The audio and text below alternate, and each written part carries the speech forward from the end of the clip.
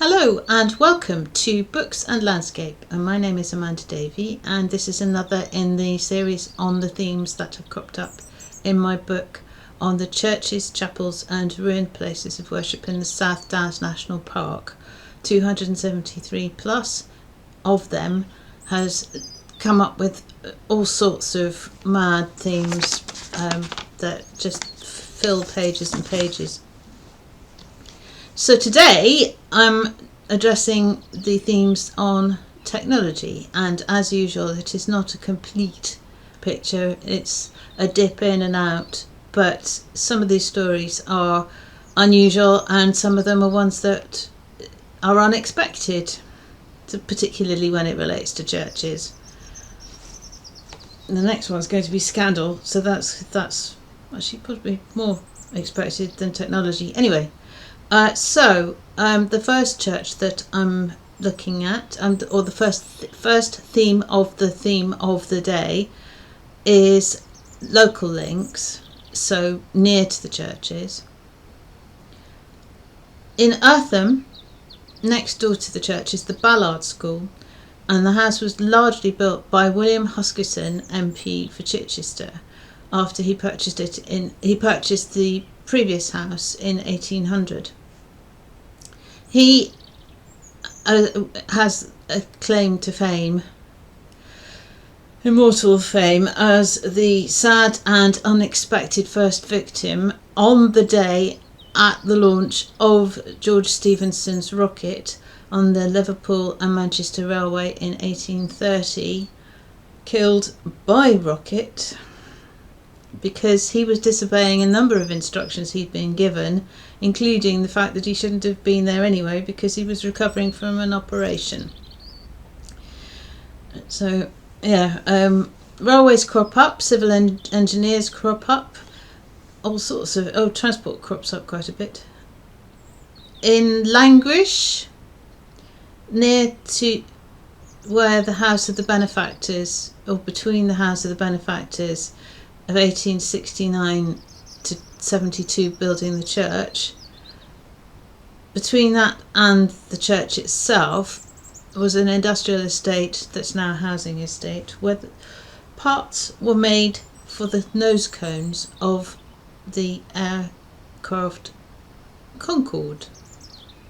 Then an earlier flight of fancy, but below Lancing College Chapel and to the west of Old Shoreham Church is Shoreham Airport, and that actually started flights being made in 1910 when a previous Lancing student flew his own early self-built biplane from the flat land below the school, and from then onwards it has been an airport of varying levels of notoriety, but certainly in the early days, 1903 was the first manned flight, something like that, so 1910 is really early for an airfield.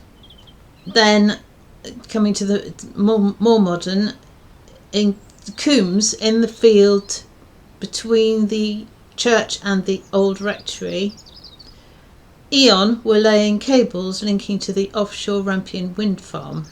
So landscape change carries on. It's always changing, has always been changing. Even in the days of the woolly mammoths it was changing. Next sub-theme is inventors and architects. East Tisted, the vicar was married to the granddaughter of Richard Arkwright, the industrialist who changed the face of the textile industry with his inventions. Arundel Roman Catholic, now cathedral since 1965, was designed by Joseph Aloysius Hansom, and he is actually most famous for the Hansom Cab, in spite of having designed some significant municipal buildings and many churches. The Hansom Cab was designed to be safer with a lower centre of gravity than other horse-drawn vehicles in 1834. He did the Arundel church that became the cathedral. He was commissioned in 1868, and it needed 57-foot foundations and was built of brick with stone cladding in order to keep it lighter as well. Its prominent position came with drawbacks. Different form of travel. At Southeast, one of the rectors,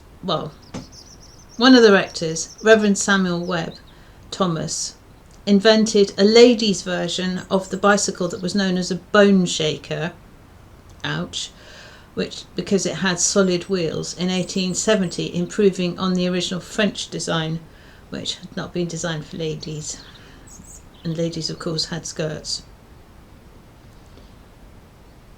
St Dunstan's was co-founded by Sir Arthur Pearson in 1915, the founder of the Daily Express, who was blinded himself by glaucoma.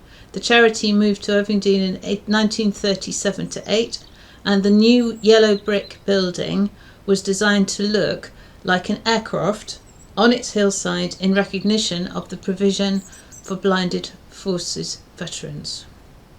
Provision of care. Quite a few wartime links, both to do with just wartime links and to do with civil engineers.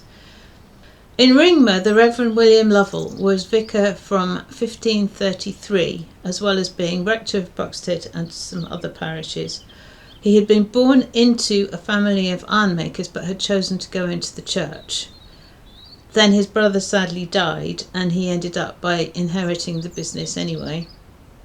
In 1543, his works produced the first iron muzzle-loader cannons in England, and the business carried on booming for 200 years until the wood stock ran low and other technology came into the Midlands. Henry VIII was over the moon because it meant that he could carry on playing with his wars. Near to Coates Church is Coates Castle, which was a Victorian novelty, from where an early resident was remembered by carrying out the extraordinary repairs to the church walls. Between 1940 to 41, Lieutenant Colonel Stuart Blacker invented the Spigot mortar, which became much needed anti-tank ordnance during World War II. Peter Cook would have been 4 or 5 when the Spigot mortar was invented, but of course famously went on to write the sketch with Dudley Moore as Mr. Spigot, with the one-legged actor. Now we come on to civil engineers and some more war. St Michael and the Railings in Lewes, the church has memorials for members of the Rand family, who had a small school in the corner of the churchyard. The grandson of the first of the schoolmasters was Cater Rand, and he was also a local surveyor and scientist working on civil engineering projects, including connected to the Ouse navigation. He patented a design for a telescope to facilitate range setting for heavy guns on the battlefield, which was helpful in the Napoleonic Wars, as well as developing a project with cast iron rails for carts before steam engines were to use them. He is buried in the churchyard.